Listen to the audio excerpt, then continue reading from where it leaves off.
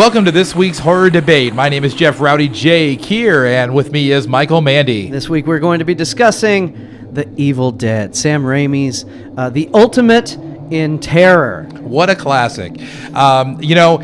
I guess my first opinion on this movie, just to flat out say it, is that I was confused by this movie, man. Really? Everybody talked about it, and this is one I missed when I was a kid. I did not watch this one, so I was a late bloomer. So you heard the hype first. I absolutely heard the hype first, and all these fans talking about how great Bruce Campbell is, and how the effects in this movie were so good, and how the gore was so good. And I watched it, and then I thought I watched the wrong movie. Because did you see this movie first or Evil Dead 2, Dead by Dawn first? I watched them in order. Watched them in order, and don't even get me started on Army of Darkness. Don't even get me started, okay? But this movie, while it was a good movie overall, wasn't really my cup of tea, okay? Now, Bruce Campbell, sure, he played it well. He was funny. I mean, there was all sorts of things going on there character-wise with him, which kept certainly the interest in watching the movie. But for me, it was just a little too goofy, a little too, maybe, I don't know, just silly. I think the word silly comes to mind. Well, I'll let you, Sam Raimi loves the Three Stooges. Well, that's where he gets. He could have hired them to go into the freaking cabin instead of having Bruce Campbell. I may have been happier watching the movie, okay? Just my opinion. Mo, I want to eat you. Right. Well, hey, that's all right. Anyway, The Evil Dead to me is definitely a cult movie. It's not something that is going to have, in my opinion, going to have mass appeal. I don't think it still does to this day. I think most people that actually love that movie are really hardcore gore freaks. It's definitely a gore freak type film, but I think the silliness of it was because he knew he was going so over the top with the gore and with the, let's chop the bodies up, and all the little hands and pieces of arms, pieces of feet, pieces of elbows are all bouncing around. It was on the ridiculous side. So that's why he had Ash do a double take. Yeah. And that would break up the horror of getting stabbed in the Achilles tendon with a pencil. That was brutal. Absolutely. There were some really brutal scenes. That was good stuff. I mean, like, if you're looking for a movie to sit down and chew some popcorn and laugh, because you're gonna laugh. You will laugh, but then you will also freak out. It's very intense. It is. But I don't think it had that effect on me. Maybe it's because I was jaded from what I had heard about the movie or whatever. Mm-hmm. It didn't really freak me out. What it did was it just made me kind of look at it and go, what the hell, man? I mean, it's just kind of weird, I saw this movie, and when it was first released at the drive-ins, and I just remember me and my friend were watching the screen, and all of a sudden, what the hell? We're going, the girl in the forest, I think she's getting raped by a tree. Well, lay down the plot for us, Mike, since you saw this a long time ago. Tell us what's going on. And I saw it recently, too, as a matter of fact. But no, it's the typical bunch of teenagers in the mountains in an isolated cabin, and they find a book, and the cabin was built on a burial ground of some sort. They release some evil spirit, which then possesses the teenager, and then when they affect the others, and they all become zombies. And there's Bruce Campbell as the cult hero Ash, chopping up his friends who've turned into zombies. Well, there's a lot of people out there that say that Bruce Campbell can do no wrong. Whatever he plays in is going to be good, right?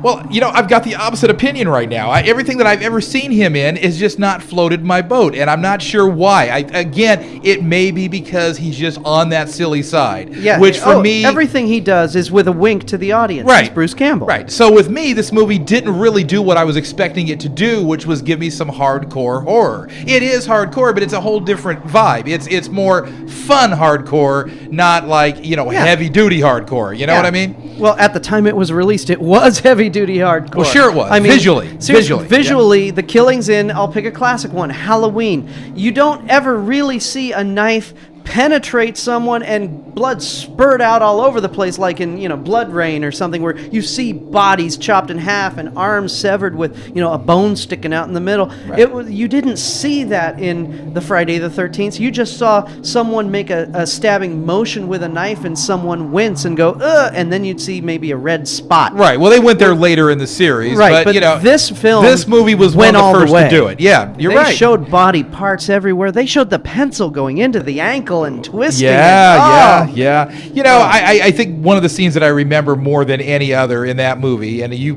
mentioned the rape scene with the tree, I just seem to remember that lady zombie or whatever the heck she was down in the furnace grate, or going in the cellar. Going down into the cellar and getting her fingers chopped off when they close it up, man.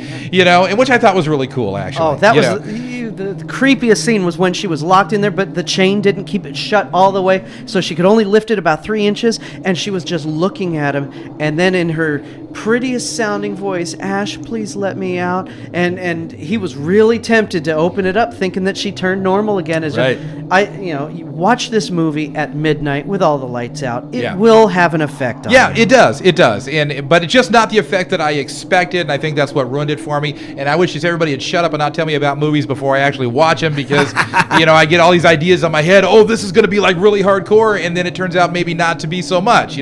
But like I said, this movie to me is going to appeal to a very direct audience. It's not going to be a mass appeal movie, okay? So if you're into the gore, if you're into seeing some really freaky makeup, which and over the top too, I really dug that, then you're going to love this movie. On a seriously low budget too. This movie had a budget of $500,000 at tops, if that. Yeah, it was very low budget. Yeah, and it seems to me, if I remember correctly, that this series didn't really take off until the second movie hit. Right, and the second movie is actually a remake of the first movie, just with a bigger budget. Yeah. And I hated the second movie because you thought the first Evil Dead was over the top. The second one was way over the top, and they got worse. I didn't like. As we review those, you'll get my opinion on those as we went on. I just thought it got worse. It just degenerated into crap. I thought Army of Darkness, I have heard so many people tell me, oh, you got to see Army of Darkness. It's like the definitive Bruce Campbell movie. If that's the definitive Bruce Campbell movie, count me out, man, okay? I remember watching it with a buddy of mine who's kind of halfway into horror, but not like majorly like us. But, I mean, he was over to sit down and watch this movie. I was embarrassed. I wanted to turn it off. I kept looking over at him like, is he asleep yet? Is he kind of slipping out of the player? I mean, it was that bad. But we'll go into that another time. It's fun to spot Bruce Campbell in other Sam Raimi films, as like in Spider-Man. He was the ring announcer. Yeah, right. Right. I don't know. He seems like a likable guy. Well, this movie. Back to the movie. This movie actually turned into a really good video game. I will give that. I will say that. I'll give that to it. I remember for the Sega Dreamcast, they started coming out with the Evil Dead series of video games, and what better main character to have than Ash? I mean, then the silliness works. Then the over-the-top stuff works, because you're in a video game environment. You're just there to blow stuff up and boomstick it, and hey, it's all good. So to me, that is the best Evil Dead stuff on the market, is the video games. And also, for all you young filmmakers out there, necessity is the mother of invention. They couldn't afford a Steadicam, and so in a genius, sometimes the best ideas are always the simplest ones. To get the spirit feel, the camera point of view of the spirit, they couldn't afford a Steadicam. They just mounted the camera onto a 2x4 and had the two guys, one holding each end, running around, lifting it up, setting it down, and that made it so creepy. That was just so cool. The scene at the end, or where they're going, and the camera is looking down, and as the rafters go by, you hear the sound of the rafter, the whoosh, whoosh, as it passes by. Is just that just little things like that really make a film. I agree with that. There were certain high spots in the movie, but for me, Mike, in all honesty, I don't find myself wanting to go back and revisit The Evil Dead all that much. I really don't. I mean, I got to be honest, and I know people are going to throw eggs at me for that, but the honest truth is, I don't see myself wanting to go back and go through that again. I bought the collection, of course. I would, because I'm a collector guy. But I got to tell you, Rowdy J's got to have everything. I got to tell you, the flick didn't do it for me, man. And so I loved it. I'll watch it again. Invite me over. Come on over, dude. All right. I'm Michael Mandy. He's Rowdy Jeff Kerr, and we'll talk to you next time at the Horror Debate.